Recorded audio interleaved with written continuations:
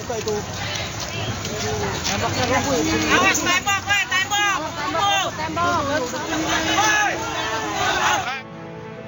Kobaran api membakar bangunan berlantai 3 di Jalan Jembatan Besi 11 Kecamatan Tambora, Jakarta Barat. Banyaknya material dan barang yang mudah terbakar membuat api cepat membesar. Lokasi kebakaran yang berada di permukiman padat penduduk membuat sejumlah warga panik dan terjadi keributan. Akibat kebakaran ini, 50 petak kamar kontrakan dalam satu bangunan berlantai 3 ini ludes terbakar. Diduga penyebab kebakaran dari kompor yang tengah digunakan memasak oleh penghuni kontrakan. Diduga itu karena ada yang masak di lantai 3 dan ini bangunan ini berupa bangunan kontrakan. Jadi satu komplek kontrakan itu kurang lebih dari 50 pintu. 22 unit mobil pemadam kebakaran Jakarta Barat dikerahkan ke lokasi kejadian untuk memadamkan api. Jaya 65 di Kelurahan Tanah Sereal patokannya. Bangkalan Bambu, Pekapuran 1, terima kasih monitor. Kobaran api juga melahap sejumlah bangunan permanen di kawasan padat penduduk di Jalan Pekapuran Raya Tanah Sereal, Tambora, Jakarta Barat. Warga dibantu petugas pemadam kebakaran bahu-membahu memadamkan api agar tidak menjalar ke rumah warga lainnya. Setidaknya 2 bangunan permanen yang dijadikan indekos dan usaha fotokopi serta air isi ulang ludes terbakar. Api akhirnya dapat dipadamkan petugas dengan mengerahkan 18 unit mobil pemadam kebakaran. Seorang petugas pemadam kebakaran terluka bakar di bagian kakinya dan langsung dievakuasi rekan-rekannya ke rumah sakit terdekat. Belum diketahui pasti penyebab kebakaran, namun dugaan sementara api berasal dari korsleting listrik di salah satu kamar kos yang turut terbakar. Dari Jakarta, tim liputan iNews melaporkan.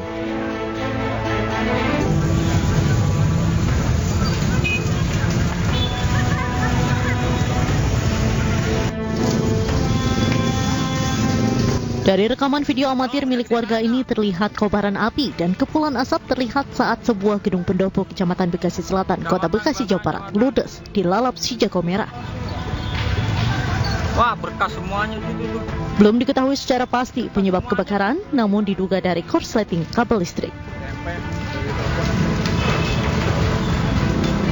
Gedung pendopo Kecamatan Bekasi Selatan menyimpan sementara arsip-arsip milik Kecamatan Bekasi Selatan, lantaran gedung lama tengah direnovasi.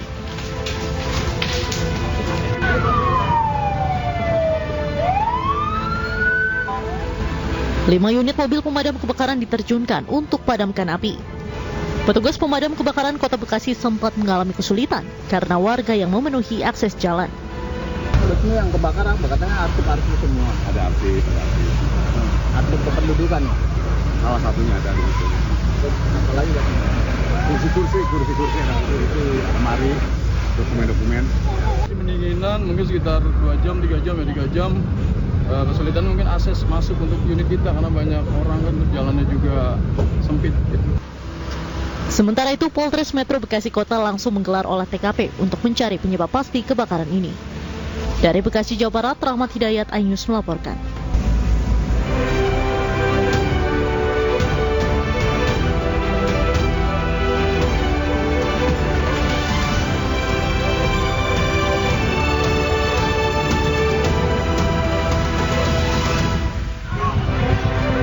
Aksi tawuran remaja dan geng motor terjadi di Jakarta dan Makassar, Sulawesi Selatan.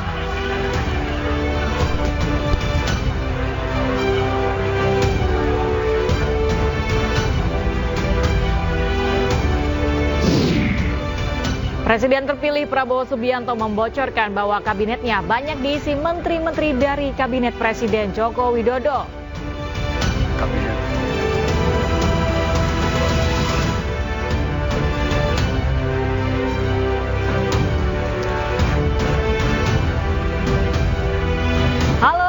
Selamat pagi pemirsa, News Pagi kembali hadir melengkapi informasi Anda pagi hari ini. Ya, selain 3 berita utama tadi, sejumlah informasi menarik lainnya juga telah kami siapkan untuk Anda. Bersama saya Cika Mutazam. Dan saya Galuh Pandu, inilah News Pagi selengkapnya.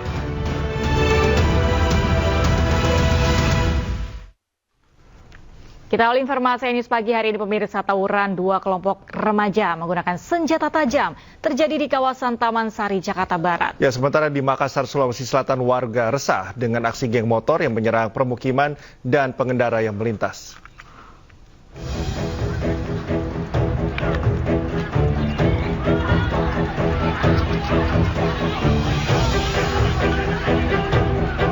Aksi tawuran dua kelompok remaja ini terjadi pada dini hari di sekitar lampu merah On Limo, Taman Sari, Jakarta Barat. Dua kelompok remaja ini saling serang menggunakan berbagai jenis senjata tajam.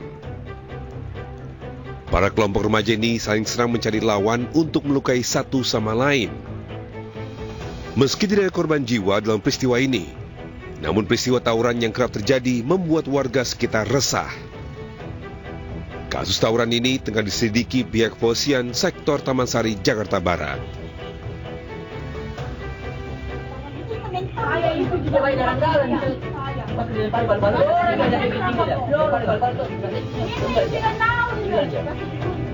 Sementara itu, aksi penyerangan puluhan anggota geng motor bersenjata tajam dan membawa balok kayu di Jalan Manurki 2, Kecamatan Tamalate, Kota Makassar, Sulawesi Selatan, terekam kamera CCTV. Dalam rekaman CCTV, nampak puluhan anggota geng motor berboncengan sepeda motor langsung menyerang warga yang sedang nongkrong dan sejumlah pengendara yang melintas. Warga berharap polisi segera menangkap puluhan anggota geng motor tersebut lantaran dianggap meresahkan. Dari Makassar, Sulawesi Selatan dan Jakarta, Yual Yusfin, Miftahul Gani, iNews melaporkan. Ratusan emak-emak dan pelajar mengamuk merusak sejumlah warung remang-remang yang diduga dijadikan lokasi prostitusi. Warga mengaku geram karena laporan mereka tidak pernah ditanggapi pihak berwenang.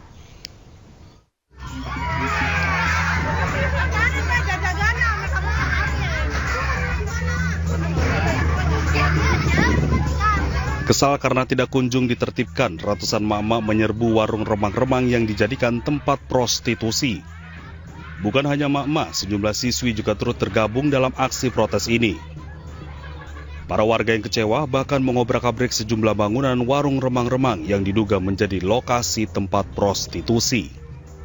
Sementara para penghuni dan perempuan yang diduga sebagai pekerja seks komersial kabur meninggalkan lokasi. Aksi ini terjadi sebagai bentuk protes. Warga mengaku sudah sering melapor ke pihak berwenang terkait hal ini, namun ironisnya tidak pernah ada tanggapan atau tindakan dari petugas berwenang.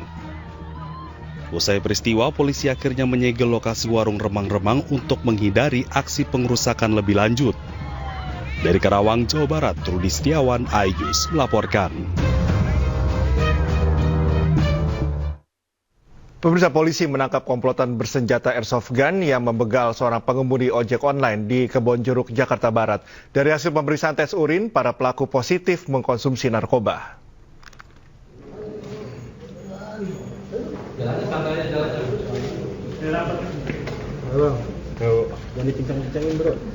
Lima pelaku komplotan begal ini tak berkutik. Usai diringkus aparat kepolisian Satreskrim Polres Jakarta Barat dan Polsek Kebonjeruk. Para pelaku diamankan petugas di salah satu kamar apartemen kawasan Cengkareng lantaran melakukan aksi pembegalan terhadap seorang pengemudi ojek online di kawasan Jalan Panjang Kebonjeruk. Saat itu korban yang tengah beristirahat sambil menunggu orderan di depan sebuah minimarket, tiba-tiba saja dihampiri para pelaku yang langsung menodongkan senjata airsoft gun. Korban yang ketakutan tak berdaya saat para pelaku merampas paksa sepeda motor dan telepon genggamnya. Dari hasil penyelidikan, uang hasil kejahatan pembegalan para pelaku digunakan untuk membeli narkoba di Kampung Ambon yang kerap dikenal sebagai kampung narkoba, dan dari hasil tes urin, kelima pelaku dinyatakan positif mengkonsumsi narkoba jenis sabu.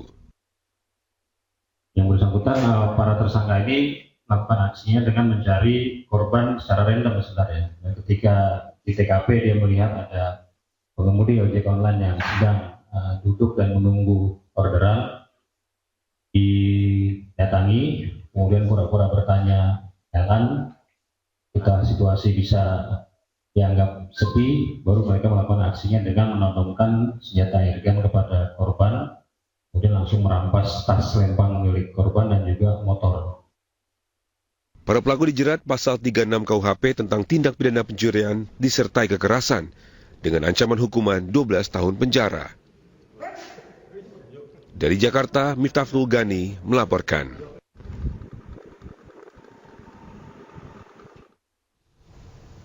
Polisi masih menyelidiki kasus perkelahian dua pelajar yang menyebabkan salah seorang dari mereka dirawat di rumah sakit. Polisi telah memeriksa terduga pelaku untuk menggali motif perkelahian yang terjadi di samping sekolah mereka di kawasan Tebet, Jakarta Selatan.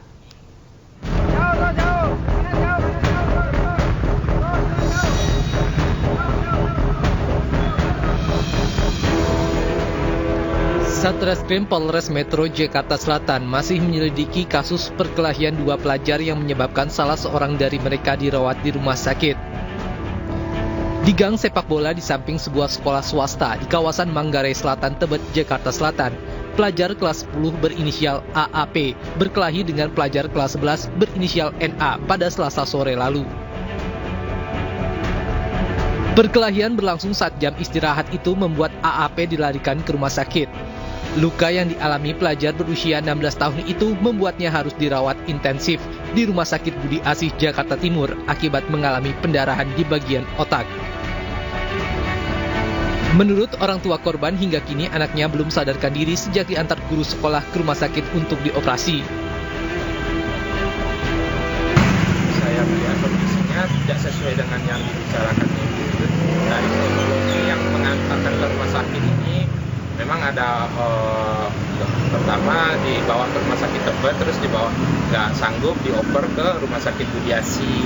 Nah, di rumah sakit Budi Asih itulah saya baru bisa menemukan anak saya dalam kondisi sudah tidak sadarkan diri dengan lebam di kepala muka kiri ini bekas sepatu.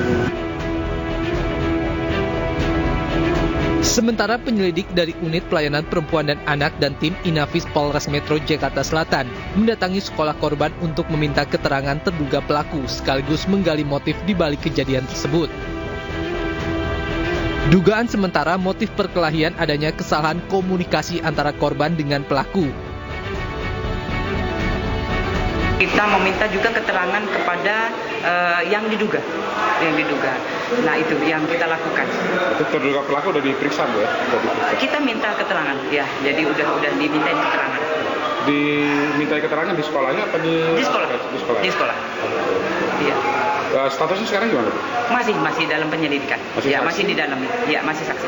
Motifnya kemarin sudah didalami oleh PPA itu berkisar komunikasi ya antar siswa.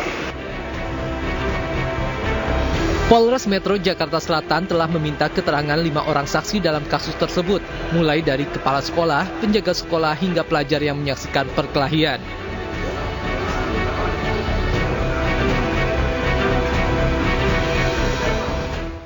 Pemirsa, kondisi korban penembakan oleh orang tak dikenal di Batu, Jawa Timur pasca operasi saat ini belum stabil dan masih dalam pengawasan ketat tim medis Rumah Sakit Bayangkara Hasta Brata. Sebagai bentuk kepedulian terhadap masyarakat, seluruh biaya operasi korban ditanggung oleh Polri.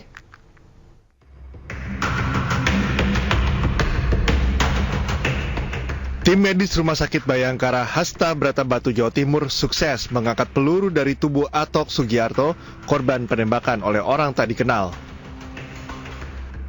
Operasi pengangkatan peluru di rongga dada Atok Sugiarto dilakukan cukup intensif dengan ekstra hati-hati, mengingat posisi peluru berada di area vital dekat paru-paru. Dokter menyebut kondisi korban pasca operasi belum stabil, masih ditempatkan di ruang ICU dalam pengawasan yang ketat. Sebagai bentuk kepedulian terhadap masyarakat, biaya operasi ditanggung sepenuhnya oleh Polri. Tapi alhamdulillah operasi berjalan dengan baik. Operasi dilakukan bersama-sama dengan tim, jadi dilakukan secara cepat, tepat, dan komprehensif. Sesuai arahan dari Kapolda Jatim yang disampaikan oleh Kabidokes Polda Jatim kepada kami, jadi untuk penanganan dan pendanaan ditanggung oleh Rumah Sakit Hasta Brata Batu. Diberitakan sebelumnya, peristiwa penembakan terjadi di Kelurahan Ternas, Kecamatan Batu pada Kamis 10 Oktober 2024. Penembakan terjadi saat Atok Sugiarto sedang mengendarai sepeda motor bersama anak dan istrinya. Dari Batu, Jawa Timur, Denny Irwansyah, iNews melaporkan. Seorang anggota Satpol PP Kabupaten Lebak, Banten menghembuskan nafas terakhirnya usai tertimpa pagar di kantor DPRD Lebak, Banten. Korban awalnya sempat mengawal aksi unjuk rasa warga yang berlangsung anarkis. Korban sempat dirawat di rumah sakit akibat mengalami pendarahan di bagian kepala.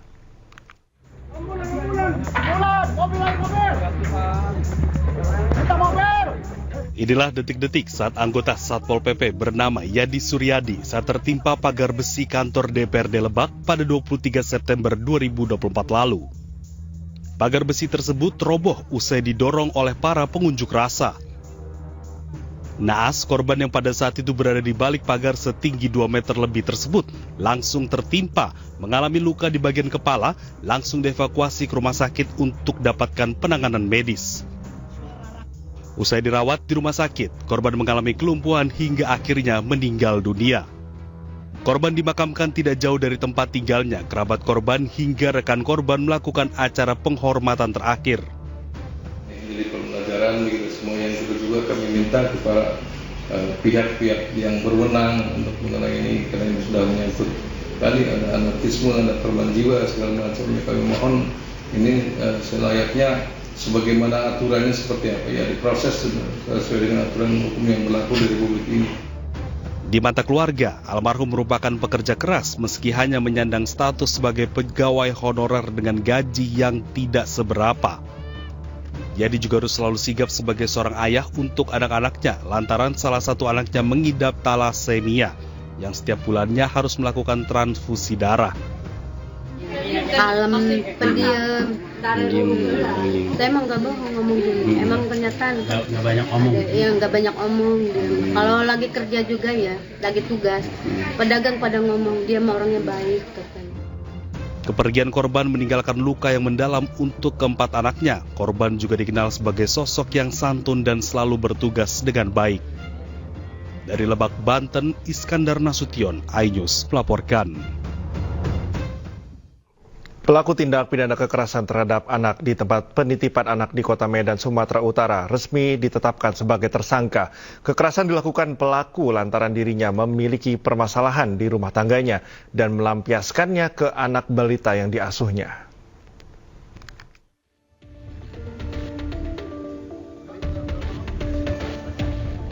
Penyidik Unit Perlindungan Perempuan dan Anak menetapkan TR sebagai tersangka kasus tindak pidana kekerasan terhadap balita di tempat penitipan anak Yayasan Mulia Daycare di Kota Medan, Sumatera Utara.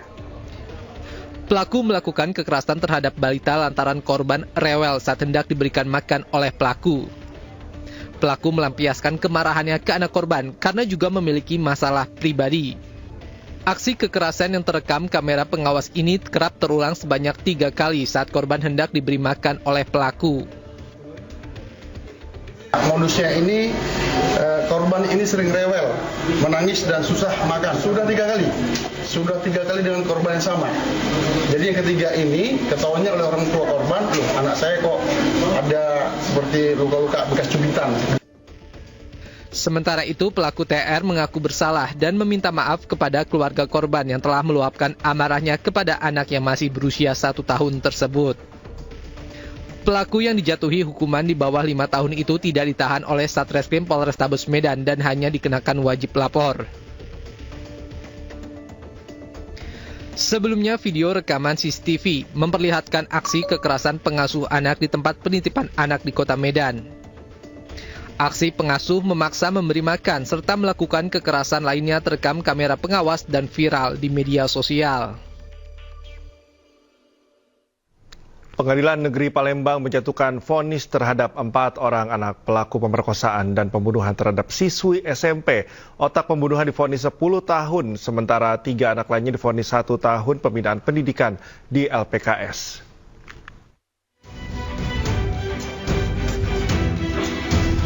Sidang peradilan anak pembunuhan dan pemerkosaan terhadap siswi SMP berusia 13 tahun yang ditemukan tewas di TPU Kuburan Cina digelar di Pengadilan Negeri Palembang. Persidangan terbuka untuk umum dan digelar secara terpisah. Sidang pertama merupakan sidang vonis terhadap 3 pelaku berusia 12 dan 13 tahun.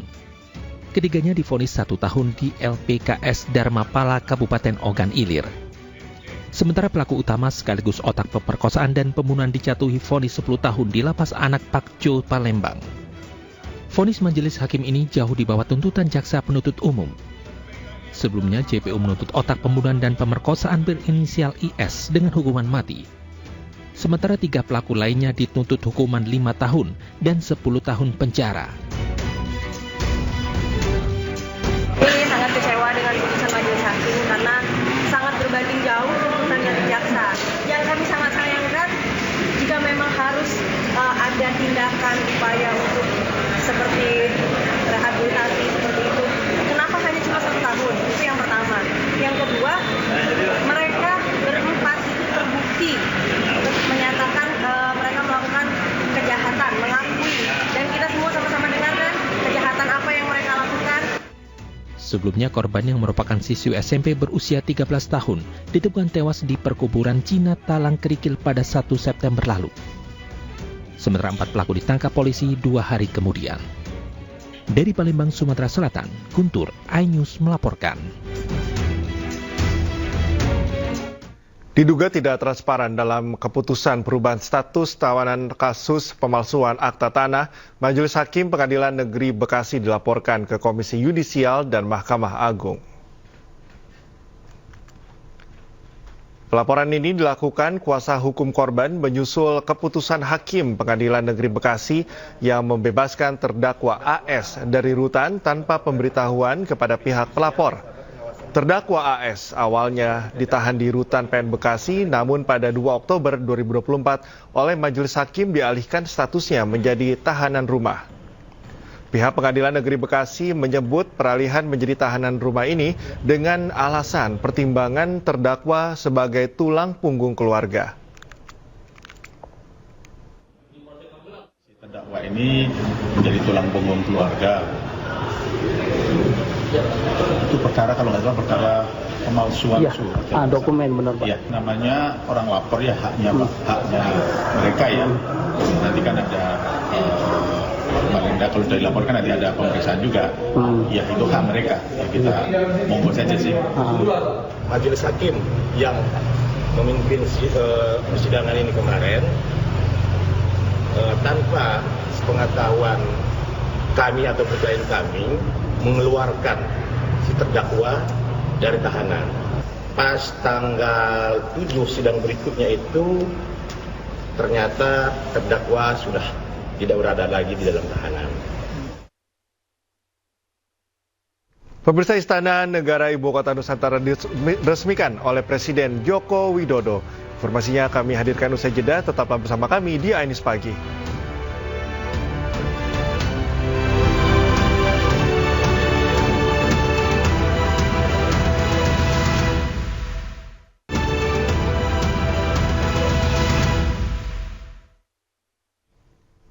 Kembali di iNews Pagi, pemirsa, Presiden Joko Widodo dan Ibu Negara Iriana tiba di Bandara Ibu Kota Nusantara, Kalimantan Timur.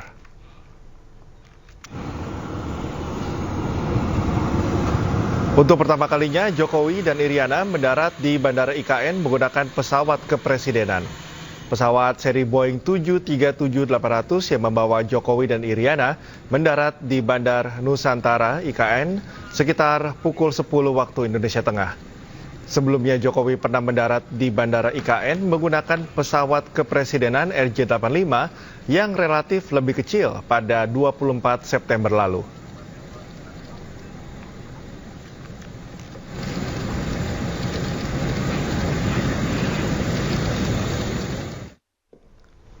Istana Negara Ibu Kota Nusantara diresmikan oleh Presiden Joko Widodo pada Jumat siang. Presiden juga meresmikan rumah sakit pertama di Ibu Kota Nusantara.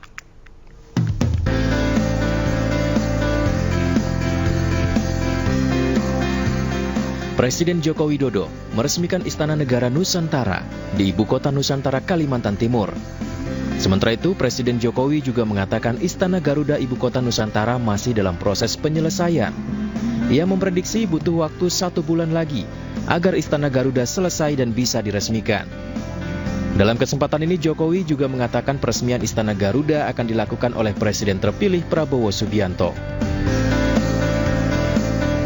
kita telah meresmikan Istana Negara di Ibu Kota Nusantara dan kita juga tidak ingin tergesa-gesa, semuanya yang paling penting berjalan sesuai dengan target waktu yang telah ditentukan, dan untuk Istana Garuda nanti akan diresmikan oleh Presiden baru Bapak Prabowo Subianto.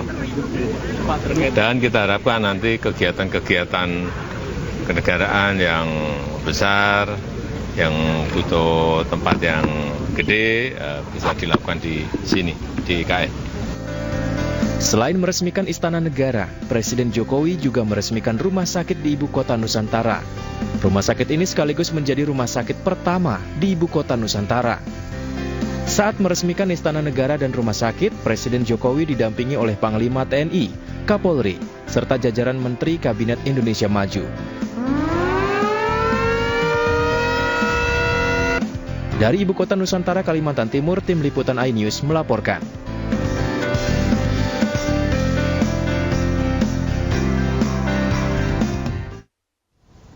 Presiden Joko Widodo juga meresmikan rumah sakit di Ibu Kota Negara. Jokowi mengapresiasi pembangunan rumah sakit yang cukup singkat. Di kawasan Ibu Kota Nusantara, dalam acara peresmian rumah sakit Presiden Jokowi resmikan rumah sakit swasta di Ibu Kota Nusantara Jumat pagi. Jokowi mengapresiasi pembangunan rumah sakit ini yang telah selesai dalam waktu 10 bulan. Selain waktu pembangunan, Jokowi juga mengapresiasi desain dari rumah sakit yang terbilang memiliki interior yang berbeda dari rumah sakit lainnya. Satu persatu fasilitas di IKN mulai rampung dan pemerintah yakin para ASN yang akan pindah semakin mantap bekerja di IKN. Hadirin, dengan demikian Rumah Sakit Hermina Nusantara. Dan juga saya sangat menghargai kecepatan pembangunan dari Rumah Sakit Hermina ini, Hermina Nusantara, yang praktis dibangun hanya dalam waktu kurang lebih 10 bulan. Dan sekarang bisa operasional, menerima pasien juga sudah siap karena di dalam tadi sudah ada 3 pasien yang dirawat. Ini akan memberikan kepercayaan, memberikan confidence bagi ASN yang segera akan kita pindahkan ke Ibu Kota Nusantara karena memang juga apartemennya sudah siap, kantornya sedikit lagi di November ini akan siap, sehingga begitu kami geser dari Jakarta ke Ibu Kota Nusantara, fasilitas-fasilitas yang biasanya ditanyakan oleh Presiden terpilih Prabowo Subianto sejak awal yakin Partai Kebangkitan Bangsa akan kembali mendukungnya walau pada pemilu 2024 PKB mendukung calon lain. Sementara PKB memberi sinyal siap menugaskan kadernya jika masuk Kabinet Prabowo Gibran.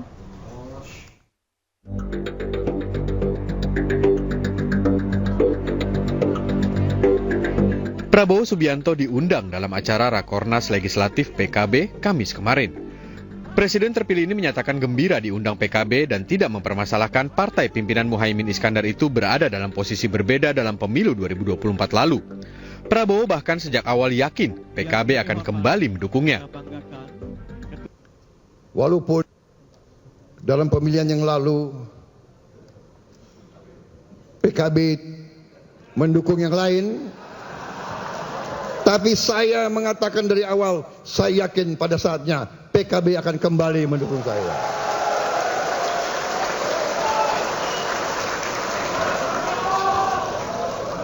Benar? Iya kan? Saya yakin bahwa PKB akan bersama saya membangun bangsa ini. Kehadiran Prabowo ke Rakornas Legislatif PKB membuka peluang PKB masuk ke kabinet. Sementara menurut Waketum PKB Jazilul Fawaid, kadernya siap ditugaskan jika dipilih Prabowo. Kita tidak bisa memperebutkan prerogatif presiden. Yang jelas PKB sekarang diterima oleh Pak Prabowo menjadi kekuatan bagian dari pemerintahan Pak Prabowo ke depan. Soal di posisi menteri, di posisi apa, nanti itu teknis, itu prerogatif Pak Prabowo. Tapi PKB sudah menegaskan sikapnya, berkomitmen bersama Pak Prabowo, dan Pak Prabowo sudah juga menegaskan sikapnya bersama-sama PKB. Mengusulkan nggak ada juga? Nggak ada. PKB nggak ada usul mengusul. Pasca pemilu 2024, PKB kerap menyatakan dukungannya kepada pemerintahan Prabowo Subianto dan Gibran Rakabuming Raka, walau pada pemilu 2024 mengusung capres dan cawapres lainnya. Tim Liputan iNews melaporkan. Presiden terpilih Prabowo Subianto berkelakar tentang dasi di acara pembukaan Rapat Koordinasi Nasional Legislatif PKB. Prabowo berkelakar bahwa di acara PKB mengenakan dasi hijau dan jika nanti diundang PDIP akan menggunakan dasi merah. Tadi terima tamu resmi dari luar negeri, jadi saya pakai jas. Tahu-tahu ada acara ini, jadi saya ganti hanya dasinya.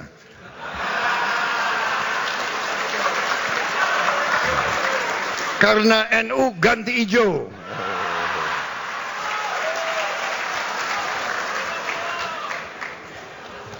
Saya nggak tahu kapan diundang PDIP. Ini bukan minta diundang loh. Tapi kira-kira kalau diundang ganti merah. Bukan, ini namanya solidaritas. Ya kan? Bahwa walaupun PKB adalah partai agamis, partai religius, tapi PKB adalah partai religius yang nasionalis. Partai Gerindra, partai nasionalis yang religius. Iya. Saya kalau dipanggil Kiai datang, saya nggak berani nggak datang, ya kan? Presiden Republik Indonesia terpilih Prabowo Subianto mengultimatum semua partai yang bergabung di pemerintahannya agar jangan menugaskan menteri untuk mencari uang dari APBN maupun APBD. Prabowo yakin setiap institusi bisa mencari pendanaan dengan cara halal. Tadi saya katakan kita harus berani koreksi diri. Saya sudah sampaikan kepada semua partai yang mau bergabung dalam koalisi saya terang-terangan saya katakan.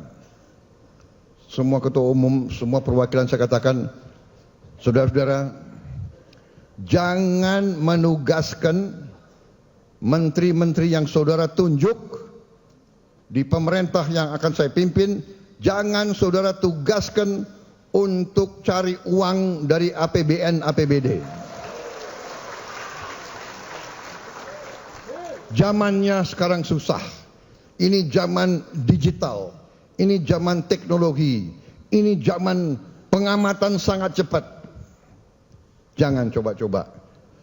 Tapi kita mengakui, kita dengan cara yang halal, dengan cara yang baik, kita mengerti setiap institusi, setiap organisasi, setiap partai politik pasti perlu uang. Pasti perlu sumber daya. Ini terbuka saja kita. Mari kita kelola kekayaan kita sehingga kita bisa mendukung semua institusi dengan baik. Presiden Joko Widodo menegaskan tidak ikut campur dalam rancangan kabinet pemerintahan Presiden terpilih Prabowo Subianto. Namun jika Prabowo mengajaknya berdiskusi, Jokowi mengaku tidak akan menolak. Tunggu saja. Hari Senin seminggu lagi, menteri-menterinya akan dilantik. Kalau mau tahu menterinya siapa-siapa, tanya ke Pak Ahmad Muzani. Jangan tanya ke saya yang berkaitan dengan itu. Karena orang akan langsung negativisme tadi. Saya ikut intervensi, enggak. Saya pun juga tidak mau diintervensi untuk urusan hak prerogatif. Jadi sama, saya juga tidak ingin ikut-ikutan. Tapi kalau ditanya, ya saya jawab. Kalau ditanya, kalau nggak ditanya, saya nggak akan jawab. Pak, gimana ini? Menurut Bapak, Pak Andri Rosadi. Nah, saya jawab. Kalau enggak. Meskipun kemarin kita makan malam 2,5 jam, enggak. Kalau enggak ditanya, saya enggak akan. Karena saya sama, saya juga tidak mau hak prerogatif saya diintervensi siapapun.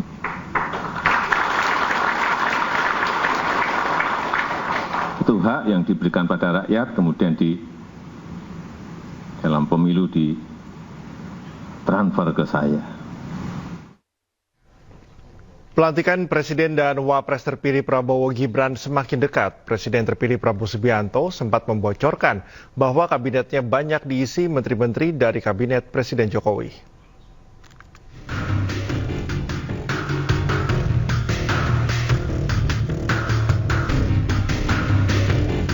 Jelang pelantikan Prabowo Gibran sebagai Presiden dan Wakil Presiden, susunan kabinet pemerintahan baru menarik untuk disimak.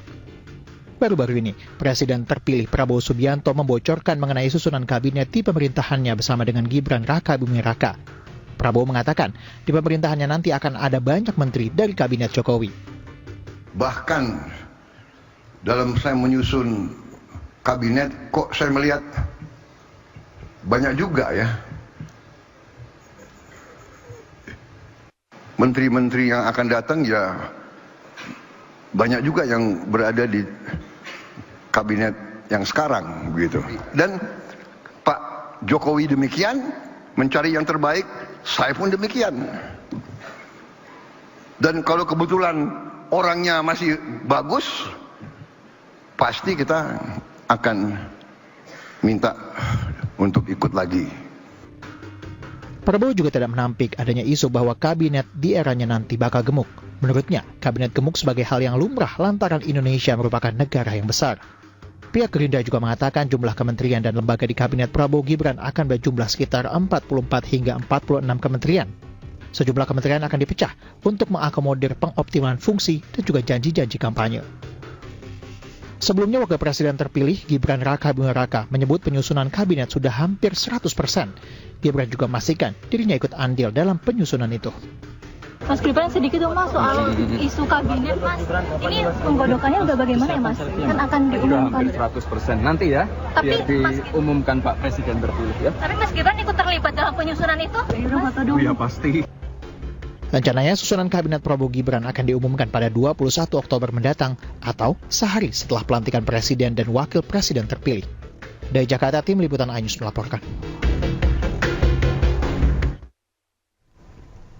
Pemirsa, beredar informasi adanya kementerian baru yang sebagian merupakan pengembangan dari kementerian yang ada. Selain itu, beredar juga informasi ada 13 komisi yang diduga akan dibentuk DPR beserta mitra-mitranya. Namun, Wakil Ketua DPR RI Adis Kadir menyebut komposisi komisi masih dibahas dan baru akan diumumkan 14 Oktober 2024. Dan berikut informasi selengkapnya akan disampaikan oleh rekan saya Galuh Pandu. Galuh, silakan dengan informasi selengkapnya. Ya, Cikal dan pemirsa, ada beberapa kementerian baru yang sebagian merupakan pecahan dari kementerian yang ada saat ini. Dan kita akan lihat bersama, di antaranya adalah Kementerian Kehutanan, kemudian Kementerian Lingkungan Hidup, Kementerian Pekerjaan Umum, Kementerian Perumahan Rakyat, Kementerian Transmigrasi, dan Kementerian Hukum. Kemudian juga selanjutnya ada Kementerian HAM, Kementerian Pariwisata, Kementerian Ekonomi Kreatif, Kementerian Pekerja Migran Indonesia, Badan Gizi Nasional. Adapun berikutnya adalah 13 komisi yang muncul dari surat yang beredar, yaitu Komisi 1 yang membidangi pertahanan, luar negeri dan informatika, kemudian Komisi 2 Pemerintahan Dalam Negeri, Pertanahan, dan Pemberdayaan Aparatur. Kemudian di Komisi 3 ada Penegakan Hukum. Dan selanjutnya pemirsa, di Komisi 4 membidangi pertanian, kehutanan dan kelautan, Komisi 5 infrastruktur dan perhubungan, Komisi 6 Perdagangan, Kawasan Perdagangan dan Pengawasan Persaingan Usaha. Untuk selanjutnya ada Komisi 7 yang membidangi perindustrian, UMKM, ekonomi kreatif, pariwisata, dan sarana publikasi. Di Komisi 8 membidangi agama, sosial, perempuan dan anak, dan Komisi 9 membidangi kesehatan, ketenagakerjaan, dan jaminan sosial. Untuk selanjutnya ada Komisi 10 yang membidangi pendidikan, olahraga, dan riset. Komisi 11 membidangi keuangan, perencanaan pembangunan nasional, moneter, sektor jasa keuangan. Di Komisi 12 pemirsa membidangi energi, sumber daya mineral, lingkungan hidup, dan investasi. Terakhir pemirsa membidangi hukum dan HAM.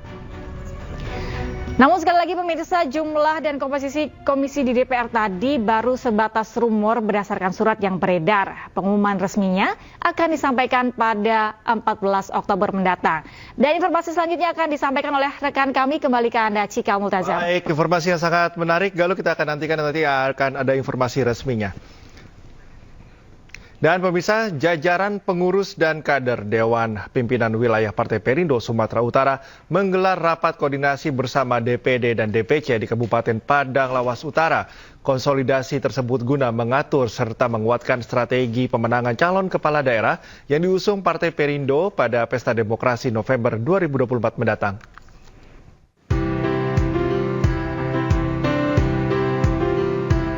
Partai Perindo terus memanaskan mesin partai menjelang pelaksanaan pemilihan kepala daerah November 2024 mendatang. Bersama jajaran pengurus serta kader DPD dan DPC, DPW Partai Perindo Sumatera Utara menggelar rapat konsolidasi di kantor DPD Kabupaten Padang Lawas Utara. Rapat ini digelar guna memberikan pemahaman dan penguatan strategi pemenangan calon kepala daerah yang diusung partai berlambang Raja Wali Bunga Makan Sayap ini. Di Kabupaten Padang Lawas Utara, partai yang dipimpin Ketua Umum Angela Tanusudibyo ini resmi mengusung pasangan Cabup dan Cawagup Hariro Harahap Muhammad Yusuf Pasaribu. Sementara dalam Pilgub Sumatera Utara, Partai Perindo mengusung paslon Bobi Nasution Surya. Kita mendukung calon Bapak Hariro Yusuf. Jadi kita hari ini membicarakan strategi pemenangannya dan kami juga menyampaikan bahwa untuk Gubernur Sumatera Utara 33 kabupaten kota Partai Perindo mendukung Bapak Bobi Nasution. Penguatan untuk pemenangan di Pilkada 2024 ini. Khususnya di Padang Lawas Utara, Perindo mendukung pasangan Hariro Yusuf. Insyaallah kita yakin dan percaya bahwa pasangan ini akan menang di Pilkada 2024. Selain daripada itu, Partai Perindo akan menggerakkan seluruh kadernya untuk memastikan kemenangan setiap pasangan calon kepala daerah yang diusung pada Pilkada serentak 2024. Dari Kabupaten Padang Lawas Utara, Sumatera Utara, Abdul Rahman Ainus melaporkan. Itu joget apa itu, Galuh? Ajoji. Oh, Ajoji. Kalau masa 80-an kan penuh dengan colorful, kebebasan. Masa mudanya Galuh ya. Muda Cikal. Happy banget kayaknya. Happy dong. Kapan-kapan ya ajak saya ke sana ya. Ada berlangsung sampai 3 hari. Jadi nanti ada, siap. besok juga ada. Kita ke informasi berikutnya saja pemirsa, di mana bidang riset inovasi dan pengabdian kepada masyarakat Institut Kesenian Jakarta melalui Pusat Studi Urban Creative Hub menggelar Festival Seni Pertunjukan Luwes di Cikini. Iya, festival ini digelar dengan bertujuan memelihara dan mempersatukan penghuni kawasan Cikini yang datang dari berbagai latar belakang.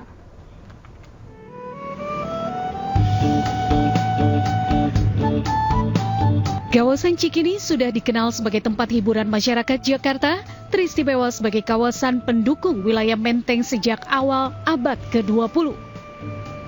Beberapa lokasi di kawasan atau poros Cikini masih menunjukkan bukti sejarah berupa bangunan, memori kolektif pun masih tertanam kuat di benak masyarakat. Dalam hal ini bidang riset inovasi dan pengabdian kepada masyarakat, Institut Kesenian Jakarta melalui Pusat Studi Urban Creative Hub menggelar Festival Seni Pertunjukan Luwes di Cikini. Festival ini bertujuan memelihara dan mempersatukan penghuni kawasan Cikini yang datang dari berbagai latar belakang. Selain itu, pertunjukan teater yang menampilkan cerita dari Ismail Marzuki ini dibuat untuk lebih menguatkan eksistensi Cikini sebagai kawasan wisata bersejarah di Jakarta. Menarik ya buat saya untuk tahu sejarah Cikini gitu, karena kan sekalian juga pertunjukan dan ada launching website dan di situ membahas tentang sejarah Cikini yang disebut sama Poros Cikini. Kebetulan saya juga kurang mendalami tentang sejarah itu, jadi makanya tertarik buat kesini. Kita kayak sejarah Indonesia, terus masuk ke Institut Kesenian Jakarta, itu ada tentang Raden Saleh sama Ismail Marzuki. Udah lama banget nggak main ke tim. Pas main ke tim tuh tiba-tiba udah baru aja, dan tiba-tiba juga ada poster pertunjukan nih. Oh, pas lihat, wah menarik juga nih. Nggak taunya pertunjukannya itu kita dibawa sampai ke kampus Institut Kesenian Jakarta. Nonton pantomime di amphitheater, terus dibawa dari ampi, kita dibawa ke dalam. Ke dalam itu kita dikasih sambutan pembukaan, sedikit nukilan kali ya disebutnya ya. Terus selalu kita dibawa ke dalam untuk ada semacam seminar, bisa disebut seminar, terus ada pertunjukan monolog juga sih. Banyak masyarakat yang menduga jika Taman Ismail Marzuki sudah meredup dan tidak ada, tapi nyatanya di sepanjang Jalan Cikini, masyarakat selalu mengenang Taman Ismail Marzuki yang dikenal dengan salah satu museumnya, yakni planetarium. Dari Jakarta, Gisela Nurrahma, Pandu Priyo, iNews melaporkan. Timnas Indonesia yang tiba di Qingdao, China disambut meriah sejumlah WNI dengan teriakan yel-yel. Informasi selengkapnya kami hadirkan usai jeda, tetaplah di iNews Pagi.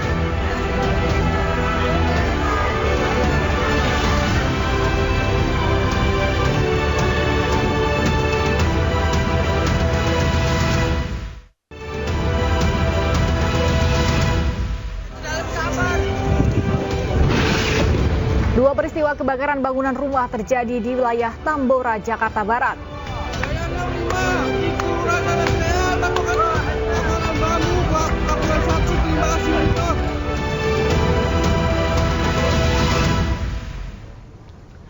Masih di iNews Pagi bersama saya Cika Mutazam dan rekan Galuh Pandu. Dan pemirsa, tadi adalah berita pilihan dalam iNews Pagi hari ini, dan kita ke informasi berikutnya.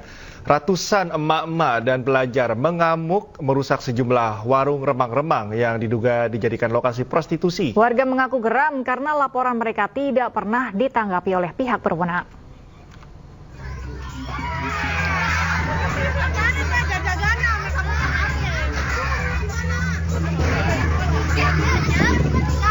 Kesal karena tidak kunjung ditertibkan, ratusan mama menyerbu warung remang-remang yang dijadikan tempat prostitusi. Bukan hanya mama, sejumlah siswi juga turut tergabung dalam aksi protes ini. Para warga yang kecewa bahkan mengobrak-abrik sejumlah bangunan warung remang-remang yang diduga menjadi lokasi tempat prostitusi. Sementara para penghuni dan perempuan yang diduga sebagai pekerja seks komersial kabur meninggalkan lokasi. Aksi ini terjadi sebagai bentuk protes. Warga mengaku sudah sering melapor ke pihak berwenang terkait hal ini, namun ironisnya tidak pernah ada tanggapan atau tindakan dari petugas berwenang.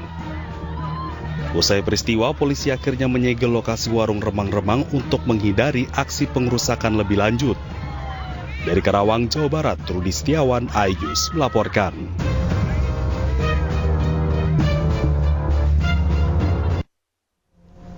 Pemirsa, kondisi korban penembakan oleh orang tak dikenal di Batu, Jawa Timur pasca operasi saat ini belum stabil dan masih dalam pengawasan ketat tim medis Rumah Sakit Bayangkara Hasta Brata. Sebagai bentuk kepedulian terhadap masyarakat, seluruh biaya operasi korban ditanggung oleh Polri.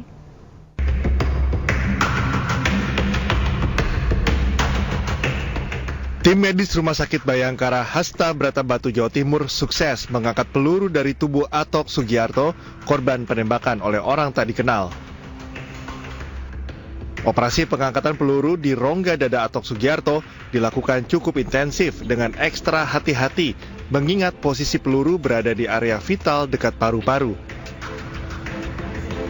Dokter menyebut kondisi korban pasca operasi belum stabil, masih ditempatkan di ruang ICU dalam pengawasan yang ketat. Sebagai bentuk kepedulian terhadap masyarakat, biaya operasi ditanggung sepenuhnya oleh Polri. Tapi alhamdulillah operasi berjalan dengan baik. Operasi dilakukan bersama-sama dengan tim, jadi dilakukan secara cepat, tepat, dan komprehensif. Sesuai arahan dari Kapolda Jatim yang disampaikan oleh Kabidokes Polda Jatim kepada kami, Jadi untuk penanganan dan pendanaan ditanggung oleh Rumah Sakit Hasta Prata Batu. Diberitakan sebelumnya, peristiwa penembakan terjadi di Kelurahan Ternas, Kecamatan Batu pada Kamis 10 Oktober 2024. Penembakan terjadi saat Atok Sugiarto sedang mengendarai sepeda motor bersama anak dan istrinya. Dari Batu, Jawa Timur, Denny Irwansyah, iNews melaporkan. Kementerian Kelautan dan Perikanan atau KKP menghentikan operasional 2 kapal keruk pasir yang diduga melakukan kegiatan pengerukan ilegal di perairan Batam, Kepulauan Riau.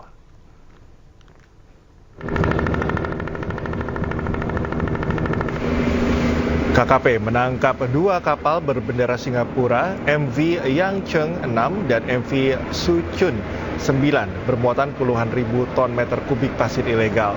Kapten dan ABK kedua kapal ini tidak bisa menunjukkan dokumen serta izin pengerukan dan penambangan pasir di perairan Indonesia.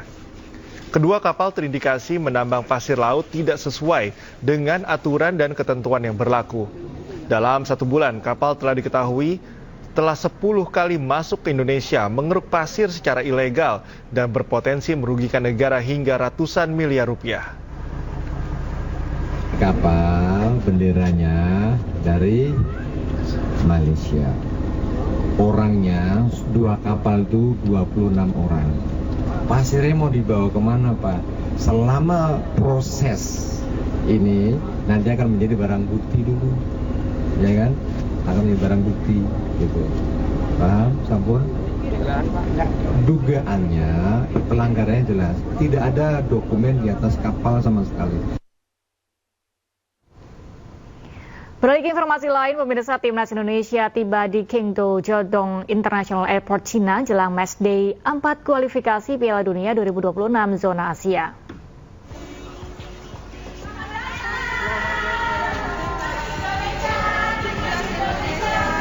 Skuad Garuda disambut WNI terutama PPI Shandong setibanya di Qingdao Jumat sore. Mereka menyambut para pemain dengan berbagai macam atribut seperti bendera merah putih. Para pelajar sangat antusias, bahkan bernyanyi yel-yel buatan mereka sendiri.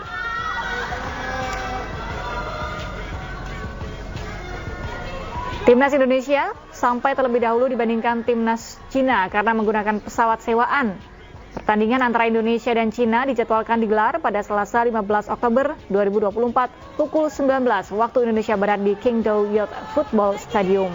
Laga ini sangat krusial untuk menjaga asa kedua tim melaju ke Piala Dunia 2026.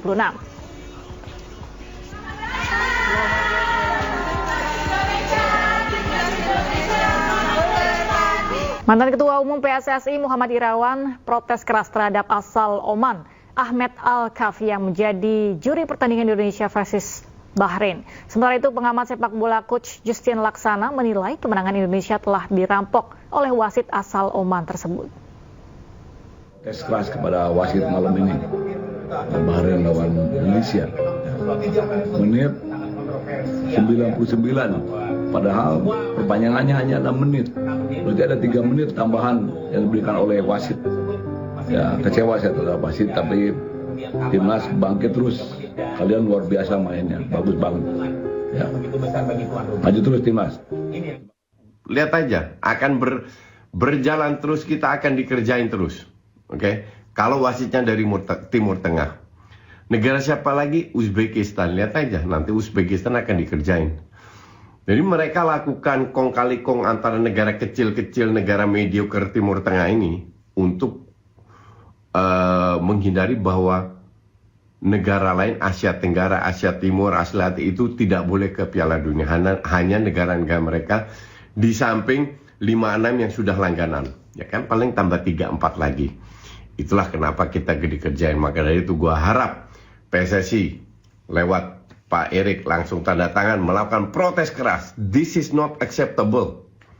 Dan kalau perlu pemerintah juga melakukan kalah menang itu hal yang biasa, tapi ini tidak dengan cara seperti ini. Ini kita dirampok. Benar-benar dirampok. Extra time 6 menit itu pun udah kelamaan, ditambah 3 menit. Alasannya apa dari 6 menit itu? Kok bisa tambah 50%? Insane. Pemirsa, Timnas Indonesia ditahan imbang oleh Bahrain dengan skor 2-2 pada laga kualifikasi Piala Dunia Zona Asia pada Jumat dini hari. Sebagian pendukung Indonesia mengaku kecewa dengan keputusan wasit yang dinilai kontroversi saat menit akhir pertandingan di babak kedua. Dalam waktu normal mah Indonesia mainnya udah bagus gitu kan, udah ada peningkatan dari segi permainan. Tadi gimana nih Bang? Rada kecewa sih Bang karena agak keliru sih keputusan wasit dan penitiannya. Overall sih menurut saya permainannya baik, di situ ada jual beli. Yang disayangkan itu hanya hasil akhirnya, yang dimana sebenarnya perpanjangan jelas kita lihat perpanjangan waktu hanya 6 menit, tapi gol 6 menit ke 9 masih tetap dianggap.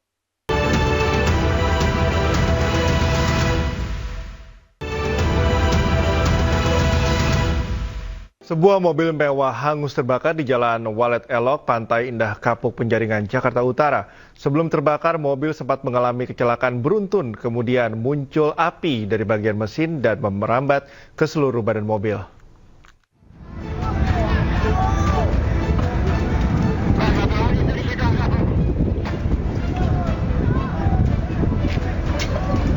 Api dengan cepat membesar dan membakar habis keseluruhan mobil mewah di Jalan Walet Elok, Pantai Indah Kapuk, Penjaringan, Jakarta Utara. Mobil mewah dengan nomor polisi B126 LIT yang dikendarai satu orang ini terbakar tepat di jalan eksit tol Kapuk Muara menuju Pantai Indah Kapuk. Sebelum terbakar, mobil mewah berwarna putih ini mengalami tabrakan beruntun. Tidak berselang lama diduga api muncul dari bagian mesin dan merambat ke seluruh bodi mobil. Diduga karena dari tabrakan beruntun itu objek mobil Alphard ini terbakar karena ada arus yang mungkin ada yang konslet dari elektriknya. Tidak ada korban jiwa dalam peristiwa ini dan api dapat dipadamkan dengan 2 unit mobil pemadam kebakaran selama 1 jam. Kini kasusnya ditangani oleh Polsek Penjaringan, Jakarta Utara. Dari Jakarta, Sofyan Firdaus, iNews melaporkan. Polisi menangkap 5 orang pelaku komplotan begal bersenjata airsoft gun yang membegal seorang pengemudi ojek online di Jalan Panjang Kebonjeruk, Jakarta Barat. Dari hasil pemeriksaan tes urin, kelima pelaku positif mengkonsumsi narkoba.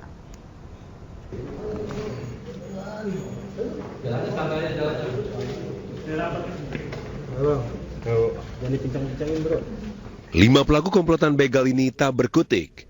Usai diringkus aparat kepolisian Satreskrim Polres Jakarta Barat dan Polsek Kebonjeruk. Para pelaku diamankan petugas di salah satu kamar apartemen kawasan Cengkareng lantaran melakukan aksi pembegalan terhadap seorang pengemudi ojek online di kawasan Jalan Panjang Kebonjeruk. Saat itu korban yang tengah beristirahat sambil menunggu orderan di depan sebuah minimarket, tiba-tiba saja dihampiri para pelaku yang langsung menodongkan senjata airsoft gun. Korban yang ketakutan tak berdaya saat para pelaku merampas paksa sepeda motor dan telepon genggamnya. Dari hasil penyelidikan, uang hasil kejahatan pembegalan para pelaku digunakan untuk membeli narkoba di Kampung Ambon yang kerap dikenal sebagai kampung narkoba, dan dari hasil tes urin, kelima pelaku dinyatakan positif mengkonsumsi narkoba jenis sabu. Yang bersangkutan, para tersangka ini melakukan aksinya dengan mencari korban secara random sebenarnya. Dan ketika di TKP dia melihat ada pengemudi ojek online yang sedang duduk dan menunggu orderan, didatangi, kemudian pura-pura bertanya, jangan kita situasi bisa dianggap sepi, baru mereka melakukan aksinya dengan menodongkan senjata airgun kepada korban, kemudian langsung merampas tas lempang milik korban dan juga motor. Para pelaku dijerat pasal 36 KUHP tentang tindak pidana pencurian disertai kekerasan dengan ancaman hukuman 12 tahun penjara. Dari Jakarta, Miftahul Ghani melaporkan. Ingin terlihat mewah di depan teman-temannya, seorang remaja di Makassar, Sulawesi Selatan menipu pemilik kios pulsa. Aksinya dilakukan dengan modus top up saldo hingga menipu agen BBM.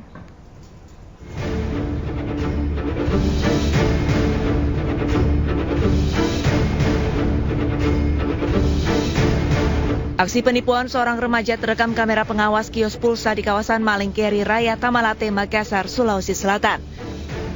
Berdasarkan rekaman CCTV, polisi pun berhasil menangkap pelaku di tempat persembunyiannya. Saat diinterogasi, pelaku mengakui perbuatannya dengan alasan ingin terlihat mewah di depan teman-temannya. Uang hasil penipuan ia gunakan untuk berfoya-foya. Untuk sementara sudah diamankan di Polsek Tamalate. Ini pelaku ditangkap di mana, Bunda? Pelaku ditangkap di wilayah Rapocini. Oh ya. Dan kalau dilihat dari video viral ini, dan pelaku melakukan aksinya seperti apa, Bunda? Jadi saya jelaskan sedikit. Pelaku modus beli top up. Dan setelah dia masuk ke konter, dia meminta bahwa ini nomor saya tolong di top up. Setelah di top up, dia meminta izin ke toko bahwa mau ambil uang di mobil. Dan setelah pelaku minta izin ambil uang di mobil, dia kabur dan tidak melakukan pembayaran. Selain top up saldo bernilai ratusan ribu, pelaku juga pernah menipu agen BBM Pertamini di setiap warung kelontong dan kabur. Atas perbuatannya, pelaku dijerat pasal tindak pidana penipuan dengan ancaman hukuman 4 tahun penjara. Dari Makassar, Sulawesi Selatan, Muhammad Hubone, Ainus melaporkan.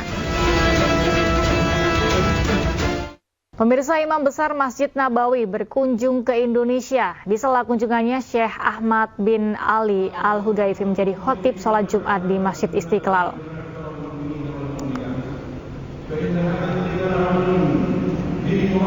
Imam Besar Masjid Nabawi Syekh Ahmad bin Ali Al-Hudayfi melaksanakan sholat Jumat sekaligus mengisi khotbah di Masjid Istiqlal, Jakarta. Dalam ceramahnya, Syekh Ahmad mengungkapkan tersanjung atas ramahnya masyarakat Indonesia.